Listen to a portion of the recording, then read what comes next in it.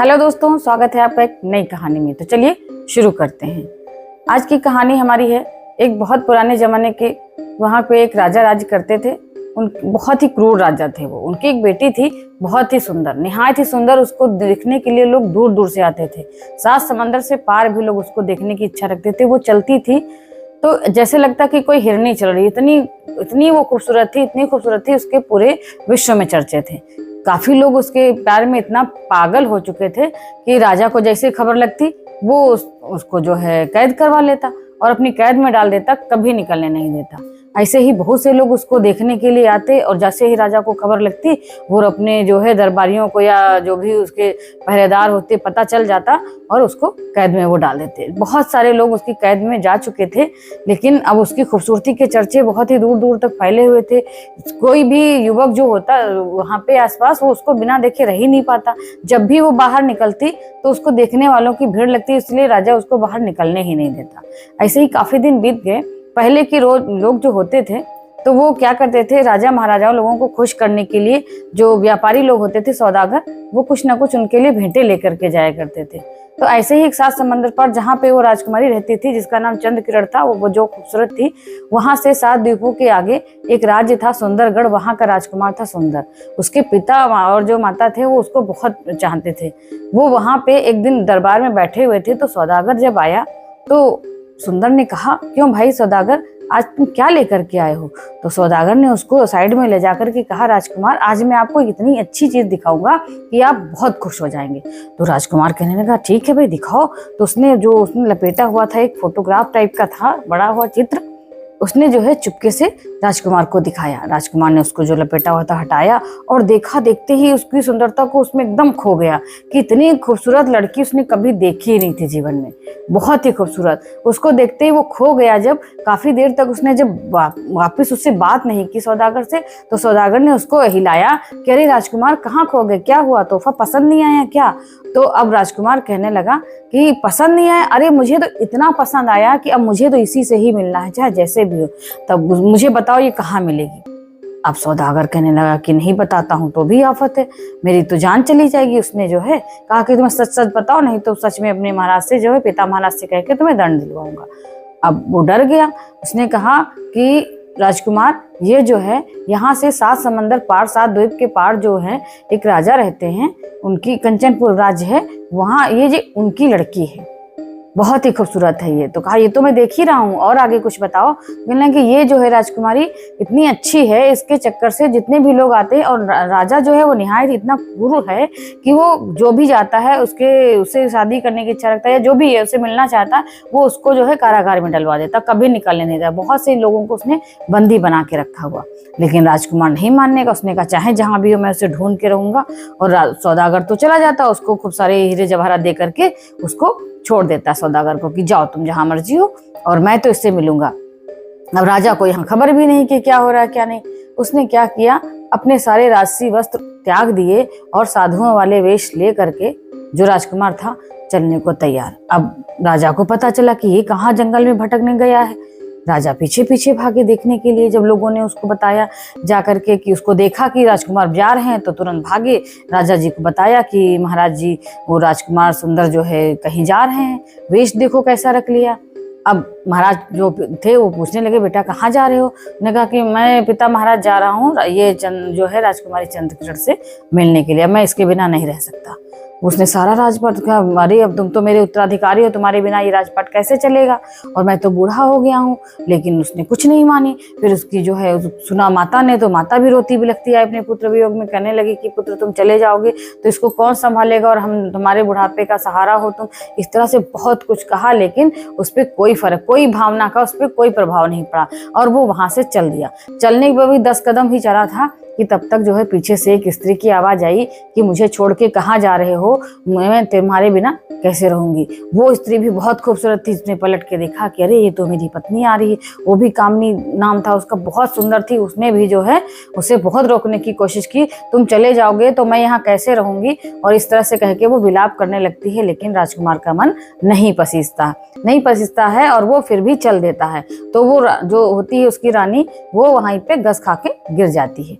गिर जाती है, लेकिन राजकुमार पे कोई प्रभाव नहीं पड़ता। वो वहां से चला जाता जंगल जंगल भटकते हुए आखिरकार वो उसके राज्य में पहुंच जाता, जहाँ राजकुमारी चंद्रकिरण रहती थी।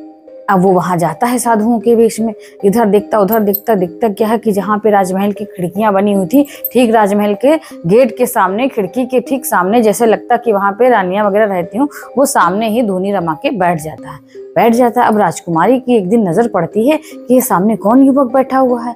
उसको भी वो भा जाता है, देखती है, उससे कहती है, अरे तुम यहाँ क्या करने आए हो, यहाँ बैठे हो, लोग मुझे देखने के चक्कर में जो है जेल चले जाते हैं, फिर कभी नहीं वापिस आते हैं। तो राजकुमार से वार्ता जब होने लगती है तो वो भी कहता, मैं तुम्हारे लिए राजपाट सब छोड़ के आया हूँ, अपना सब कुछ वहां पे वार दिया और 7 समंदर पार मैं तुम्हें देखने के लिए आया हूँ। अब राजकुमारी कुछ भी हो जाए, मैं तो तुम्हें यहाँ देखे बिना नहीं जाऊंगा और मैं तुमसे बात किए बिना। तो उसने कहा, तुमने मुझे देख लिया, अब जाओ। लेकिन उसको भी लगा, अच्छा लग रहा था उससे बात करके, और उसकी हिम्मत दे करके उसको जो है 2-3 दिन जब बात करी तो उसको लगा कि इससे बात करनी चाहिए, और उसने जो है बराबर वार्ता रखी उससे। अब राजकुमार से वो इतना प्रभावित हो गई कि वो भी उसको चाहने लगी, और उसने क्या किया, एक रस्सी, एक दिन उसको मोह पड़ गया उससे इतना कि उसने रस्सी लटकाई और राजकुमार को ऊपर बुला लिया। राजकुमार जो था वो रस्सी के सहारे धीरे धीरे चढ़ करके ऊपर वो पहुंच गया जहां राजकुमारी रहती थी। इस तरह से दोनों रात में वहां रहते, दिन को वो वापिस आ जाता और वहीं पे धूनी रमा के बैठ जाता। किसी को कोई शक भी नहीं पड़ रहा था। इसी तरह से जब काफी दिन बीत गए, एक दिन वो सुबह सुबह, जब देर तक वो सो गया, सुबह सुबह उतर रहा था, तब तक उसकी जो वहां पे अंगरक्षक वगैरह होते हैं, बाहर के पहरेदार, चौकीदार वगैरह, किसी एक की नजर पड़ गई। तो जब उतरते देख लिया तो उसने उसको पकड़ लिया, राजा के सामने पेश कर दिया। अब राजा जो था वो तो था ही इतना निर्दयी, उसने आओ ना देखा था, तुरंत उसको कारागार में भेज दिया। अब राजकुमारी जो सूचना मिली कि राजकुमार सुंदर को वहां पे जो है गिरफ्तार करके डाल दिया गया, अब वो भी गस खाके गिर गई। वो इतना रोने चिल्लाने लगी कि अब मेरा क्या होगा, मैं तो उसे, मतलब वो भी प्रेम करती थी उसको।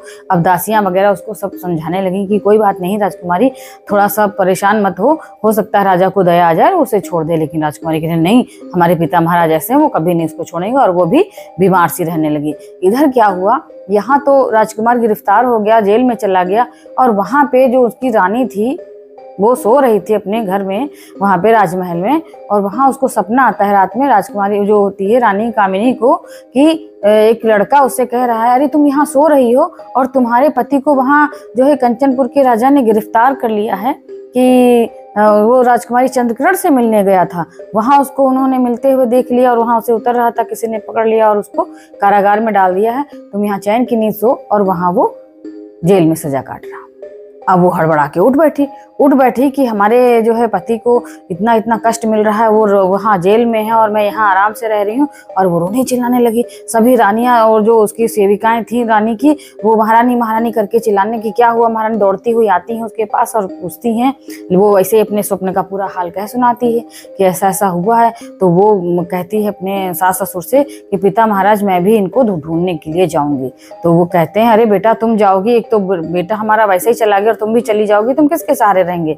और रानी माँ भी बहुत समझाती हैं, जो महारानी जी होती हैं, लेकिन वो नहीं रुकती है। वो अपने सारे राशि वस्त्र त्याग करके भगवा वस्त्र वो भी पहन लेती है और चल देती है, जोगिनी के भेष में चल देती है। और वो भी धीरे धीरे चलते चलते काफी दिनों का सफर करते, जंगल पहाड़ और द्वीपों को पार करते हुए आखिरकार वो उसी राज्य में पहुंच जाती है। जब पहुंच आती है, जोगिनी का भेष रखे हुए वो हरि का भजन करते हुए कभी इधर बैठती कभी उधर बैठती है। सभी लोग उसके बहुत सुनने वाले हैं, क्योंकि वो तो बहुत निपुण थी अपनी वाद्य कला में और गायन कला में। वो गाती तो जैसे लगता कि रस घोल रही हो, हरि का भजन तो ऐसे करती जैसे सीधे हरि से वार्ता हो रही हो। इस तरह से उसके चर्चे सभी जगह भी फैलने लगे। और रानी के मन में जो है एक ऐसी योजना थी कि अगर वो योजना पूरी हो जाती है तो अपने पति को छुड़ा लेगी। वो इस तरह से अपनी योजना के जो बनाई हुई थी वैसे ही वैसे वो गायन अपना जहाँ भीड़ देखती या जो भी जनता देखती है उनसे पूछती कि हाँ महाराज कैसे हैं और राजकुमारी चंद्रकिरण कैसी हैं। ये सब पूछ के वो अपनी योजना को अमल में ला रही थी और प्रभु का भजन कर रही थी। ऐसे एक दिन वो राजभवन जो उसका था राजमहल, उसके आगे वो बाग में बैठी हुई थी। काफी लोग बैठे सुन रहे थे और वो अपना गाना गा रही थी, प्रभु भजन गा रही थी। वैसे ही उसको एक चौकीदार ने देखा कि यहाँ पे एक योगिनी आई हुई है और बहुत मधुर संगीत हो रहा है, वहाँ पे गायन हो रहा है। वो भी सुनने लगा, उसको बहुत अच्छा लगा। वैसे उसने कहा कि चलो तुम, हमारे महाराज जो हैं वो गाना वगैरह बहुत सुनते हैं और इसमें बहुत पारंगत हैं, सुनने वालों को जो है बहुत अच्छा इनाम भी देते हैं। और उसको तो यही चाहिए ही था, उसकी मन की मुराद मिल गई। लेकिन उसने फिर भी सोचा अगर मैं एक बार में चली जाती हूँ तो ये लोग कहीं मुझ पर शक ना करें। इसलिए उसने क्या किया कि ठीक है, मैं तो ऐसे ही ठीक हूँ, मैं तो प्रभु भक्ति में लीन हूँ, मुझे क्या आज यहाँ कल वहाँ, जहाँ कहीं जो सा देखा वहाँ रह लिए, हमें इस राशि ठाट से क्या मतलब, मैं योगी हूँ। इस तरह से करके उसने कहा योगिनी को कोई जरूरत नहीं है किसी सुख सुविधा की। लेकिन जब उसने बहुत बार कहा कि महाराज ने बुलावा भेजा, तुम्हें चलना ही पड़ेगा वहाँ पे राजमहल में, चलो राज दरबार में तुम्हें अपना ये भजन गाना होगा, तो भाई वो चल देती है, वहाँ जाती है। महाराज बैठे हुए होते हैं, वो अभिवादन करके वहीं पे राज दरबार में बीचों बीच में गाना अपना शुरू कर देती है। गाना क्या, वो हरि का भजन था, हरि का गुणगान जब हुआ और महाराज जो है उनको गायन बहुत पसंद आया। वो गायन के बहुत शौकीन भी थे, प्रभु भजन के, और इतना शौकीन थे कि उनको इतना भजन वो पसंद आ गया। कहने लगे योगिनी जो तुम्हारी इच्छा हो वो तुम हमसे मांग लो, मैं तुम्हें वचन देता हूँ, मैं फिरूंगा नहीं। अब योगिनी की तो चाहत पूरी हो गई। योगिनी जो थी वो खड़ी हुई कहने लगी महाराज आपकी दया है, आपने वचन दिया है तो मुझे जो है, मैं आपसे एक ही इच्छा चाहती हूँ कि आप हमारे पति जो हैं सुंदरगढ़ के राजकुमार सुंदर, जिनको आपने अभी अभी गिरफ्तार किया थोड़े दिन पहले, उनको आप छोड़ दीजिए, जेल से रिहा कर दीजिए और राजकुमारी चंद्रकिरण की शादी उनसे करवा दीजिए। अब महाराज भौचक कि ये क्या हो गया। अब चूंकि पहले के जमाने में लोग वचनबद्ध हुआ करते थे कि वचन दे दिया तो फिरेंगे नहीं, इस तरह से महाराज जो है वचन हार चुके थे। उन्होंने राजकुमार को वहां से रिहा किया और राजकुमारी की शादी भी उनसे करवा दी। अब दोनों की शादी जब हो गई तो उनको जो है अब विदा भी करना पड़ा, तो तीनों खुशी खुशी वहां से चल दिए। अब राजा का हृदय परिवर्तन हो गया कि भाई अब तो ये हमारा दामाद बन चुका, बेटी को खुशी खुशी विदा किया। और जो योगिनी थी वो भी अपने वस्त्र बदल करके, पत्नी उसकी थी तो देखा कि वो मेरी पत्नी है, तो वहीं पे वो उसका पति जो था माफी मांगने लगा, कहने लगा मुझे नहीं पता था तुम मुझे इतना प्रेम करती हो, मेरे प्रेम के वश में होकर के तुम यहाँ तक चली आई, इतनी दूर जहाँ तक कोई आ नहीं सकता था, संभावना नहीं थी, मैं तुमसे बहुत ही वो हो चुका हूँ, मुझे माफ कर दो।